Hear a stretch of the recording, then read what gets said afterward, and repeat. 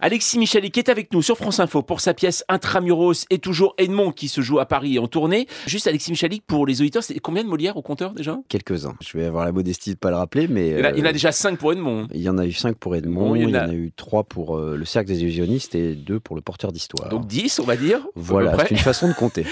J'ai lu qu'on vous définissait, je cite, comme le mec au Molière. Alors est-ce que ça donne des avantages ? Je sais pas, il y a des réductions à la boulange ou des choses comme ça ? Bien sûr, effectivement.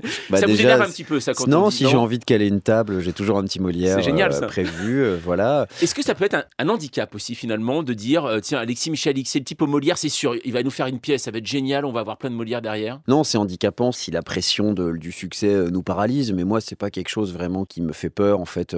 Du moment que j'ai la liberté de raconter ce que je veux, je sais que je serai honnête dans mon traitement. Tout ce que je veux, c'est raconter des histoires, et comme je suis un juge assez difficile, quand ma propre histoire m'ennuie ou ne me plaît pas, j'essaie d'avoir l'objectivité de la rendre meilleure. Vos Molière d'ailleurs, c'est pour Edmond, cette pièce qui marche vraiment très bien, donc sur Edmond Rostand, vous les avez laissés au théâtre du Palais Royal à l'entrée. Pourquoi vous les avez mis dans le hall du Palais Royal ? Parce que c'est plus sympa, où les gens arrivent, ils les voient. Encore une fois, je suis très philosophe, vous savez, moi tous les auteurs que j'admire, que ce soit Rostand évidemment, ou Shakespeare, ou Feydeau, ou Tchekhov, ils n'ont pas eu de Molière, ils s'en foutent en fait, ça n'existait même pas, ça les a pas empêchés de faire des pièces sublimes, c'est ça qui compte en vrai. Dans Intramuros, c'est dans l'univers carcéral, on va dire, juste au niveau décor et au niveau mise en situation. Pourquoi finalement ce huis clos, qui est assez simple, on va dire, au niveau mise en scène, dans le décor, pourquoi finalement il est très peu emprunté par le théâtre ? La prison, quand même, je trouve qu'il y a plusieurs auteurs qui s'y attellent, au contraire, non, justement, c'est un huis clos, puis d'une certaine manière, justement, huis clos de Sartre, c'est une sorte de prison métaphorique, hein, mais après, moi, c'est un faux huis clos. Moi, je peux pas avoir juste des personnages et les laisser dans une pièce pendant 2 heures, donc très vite, on va passer dans leur passé, et donc on va s'évader de la prison, et c'est justement, c'est une métaphore un peu grossière, hein, mais c'est le théâtre comme moyen d'évasion en fait, parce que quand ces détenus vont se mettre à interpréter des personnages, ils ne sont plus en prison, ils sont quelqu'un d'autre et ils sont dehors, du coup ils sont en liberté.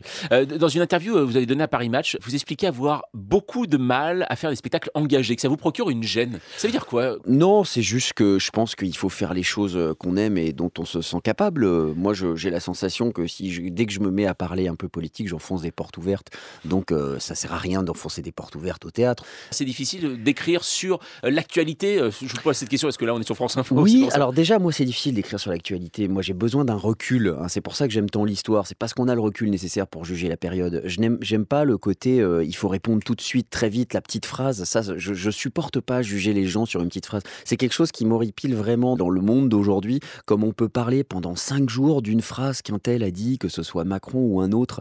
Mais qu'est-ce qu'on s'en fiche d'avoir dit une phrase un jour ? Enfin, il y a quand même des sujets beaucoup plus profonds. Et qu'est-ce que c'est si ce n'est un moyen de divertir l'opinion, c'est-à-dire de ne pas leur faire parler d'autre chose, d'autrement plus important, d'un problème de fond, d'un problème philosophique, d'un problème de société, d'inéquité sociale.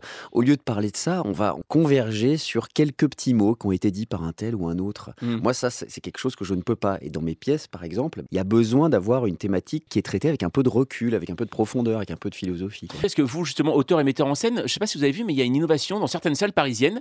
Avant chaque représentation, on va diffuser 3 spots de publicité. Ah bon ? Oui, exactement. Lesquels ? Alors, il y a les feux de la rampe, oui, exactement. Qu'est-ce que vous en pensez, vous, si avant votre pièce, il y avait de la publicité ? Alors, déjà, vous me l'apprenez, parce que quand même... mais ensuite, c'est quelque chose quand même de très particulier. Je pense qu'il n'y a pas beaucoup de salles qui le font, et ça m'étonnerait que ça prenne quand même. Ah oui, vous, par exemple, vous n'accepteriez pas qu'on fasse, je sais pas, des publicités pour le cassoulet ou autre chose Pour le cassoulet, non. Après, non, ça n'a pas trop sa place au théâtre. Mais la publicité existe depuis longtemps. Vous savez que je lisais la biographie justement de Feydeau récemment, et j'ai appris que dans ses pièces, il était payé par des entreprises pour glisser le nom de tel ou tel objet. Il y a 2 ou 3 pièces où il parle du café Ripollin ou n'importe quoi, d'un truc, et puis il vous dit en fait ça c'est quelqu'un qui le payait tous les soirs pour qu'il glisse le nom de l'entreprise. C'est fou, hein.